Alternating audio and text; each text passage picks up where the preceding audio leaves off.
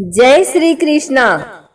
आपका हमारे YouTube channel भक्ति गाथा पर स्वागत है। आज अजय एकादशी पर आइए सुनते हैं अजय एकादशी की व्रत कथा। अर्जुन ने कहा, हे पुंडरीकाज, मैंने श्रावण शुक्ल एकादशी अर्थात पुत्रदा एकादशी का सविस्तार वर्णन सुना।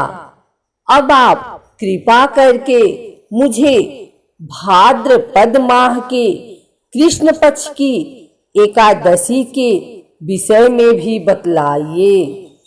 इस एकादशी का क्या नाम है तथा इसके व्रत का क्या विधान है?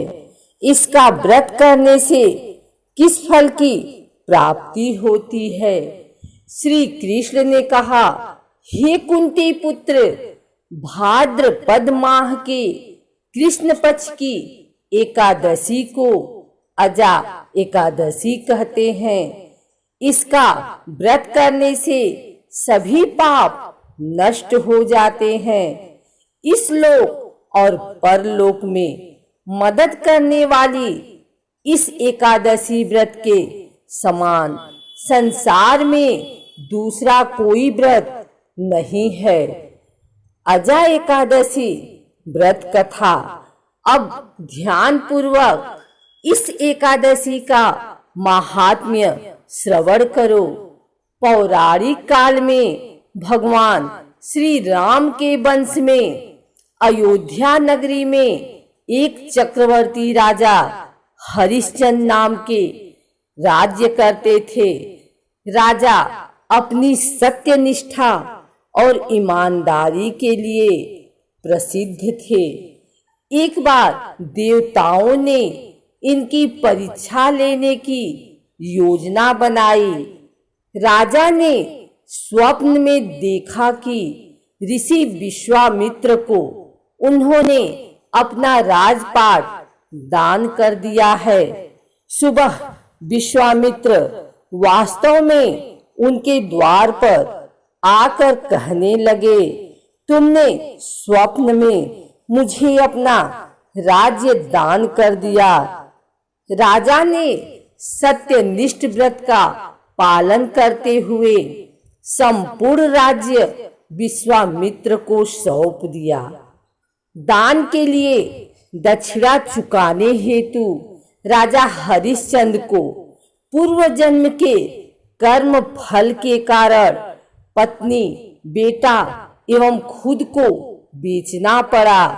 हरिश्चंद्र को एक डोम ने खरीद लिया जो शमशान भूमि में लोगों के दाह संस्कार का काम करवाता था।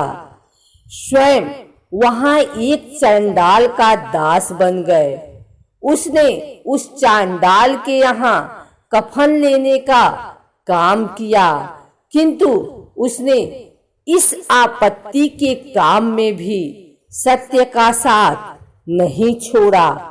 जब इसी प्रकार उसे कई वर्ष बीत गए तो उसे अपने इस नीच कर्म पर बड़ा दुख हुआ और वह इससे मुक्त होने का उपाय खोजने लगा। वह सदैव इसी चिंता में रहने लगा कि मैं क्या करूं, किस प्रकार इस नीच कर्म से मुक्ति पाऊं। एक बार की बात है, वह इसी चिंता में बैठा था कि गौतम ऋषि उसके पास पहुंचे। हरिश्चंद्र ने उन्हें प्रणाम किया और अपनी दुख भरी कथा सुनाने लगे। राजा हरिश्चंद्र की दुख भरी कहानी सुनकर महर्षि गौतम भी अत्यंत दुखी हुए और उन्होंने राजा से कहा, हे राजन, भादो माह के कृष्ण पक्ष की एकादशी का नाम अजा है। तुम उस एकादशी का विधान पूर्वक व्रत करो तथा रात्रि को जागरण करो, इससे तुम्हारे सभी पाप नष्ट हो जाएंगे। महर्षि गौतम इतना कहकर आलोक हो गए।